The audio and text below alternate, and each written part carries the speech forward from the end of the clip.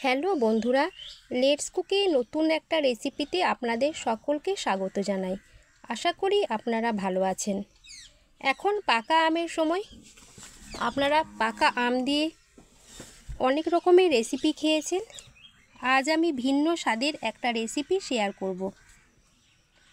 বন্ধুরা, আপনারা না দেখলে বিশ্বাস করতে পারবেন না যে আম দিয়ে এরকম একটা সুস্বাদু রেসিপি বানানো যায়।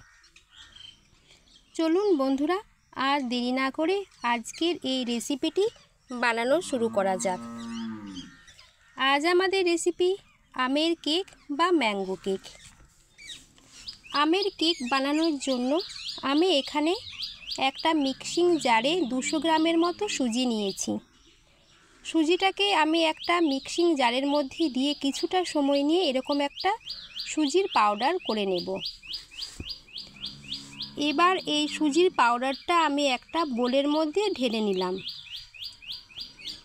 এরপর ওই মিক্সিং জারের মধ্যে দিয়ে দিচ্ছি 100 গ্রাম চিনি, আর এরই সঙ্গে দিচ্ছি একটা বড় সাইজের কিউব করে কাটা আমের টুকরো। দিচ্ছি 1 কাপ নর্মাল টেম্পারেচারে রাখা গরুর লিকুইড দুধ। ঠান্ডা বা গরম দুধ দেওয়ার দরকার নেই। দিয়ে দিলাম 1/3 কাপ সাদা তেল। সব কিছু উপকরণ দিয়ে মিক্সিতে খুব ভালোভাবে ব্লেন্ড করে নেব। এই ঘন মিশ্রণটা আমি এবার সুজির পাউডারের মধ্যে ঢেলে দেব। এবার এই ব্যাটারটাকেও সুজির সঙ্গে খুব ভালোভাবে মিশিয়ে নেব। এর মধ্যে কোনো ময়দা বা আটা ব্যবহার করব না। এবার সুজিটাকে ঢাকনা দিয়ে ঢেকে 20 মিনিটের মতো রেস্টে রেখে দেব। 20 মিনিট পর ঢাকনা খুলে দেখে নেব সুজিটা কতটা নরম আর কি সুন্দর সেট হয়েছে। এবার এই ব্যাটারটার মধ্যে দিয়ে দিচ্ছি 1/4 চা চামচ লবণ। যে কোনো মিষ্টি জাতীয় উপকরণে একটু লবণ দিলে স্বাদটা ভালো হয়। লবণটা এই মিশ্রণটার মধ্যে খুব ভালোভাবে মিশিয়ে নেব। খুব ভালোভাবে মেশানো হয়ে গেলে এর মধ্যে দেব 2 চা চামচ বেকিং পাউডার, আর দিচ্ছি 1/4 চা চামচ বেকিং সোডা। সমস্ত কিছুকে খুব ভালোভাবে মিশ্রণটার মধ্যে মিশিয়ে নেব। এরপর দিচ্ছি কিছু টুটি ফ্রুটি। এই টুটি ফ্রুটি রেসিপির লিঙ্কটা আমার ডেসক্রিপশন বক্সে দেওয়া আছে, চাইলে আপনারা দেখে নিতে পারেন। এই টুটি ফ্রুটি দেওয়া একেবারে অপশনাল, আপনারা এটা স্কিপ করতে পারেন, কোনো অসুবিধা নেই। কেকের এই ব্যাটারটার সঙ্গে টুটি ফ্রুটিগুলোকে খুব ভালোভাবে মিশিয়ে নেব। কেকের ব্যাটার রেডি। এবার যার মধ্যে কেকটাকে বেক করব সেটাকে আমি প্রিহিট করে নেব। আমি এরকম একটা কড়াই নিয়েছি। এরপর দিচ্ছি একটা স্ট্যান্ড, ঢাকা দিয়ে রেখে দেব। আমি এরকম একটা স্টিলের বাটি নিয়েছি। এরপর বাটির মধ্যে দিয়ে দিচ্ছি সাদা তেল। চারিদিকটা খুব ভালোভাবে তেল দিয়ে নিতে হবে।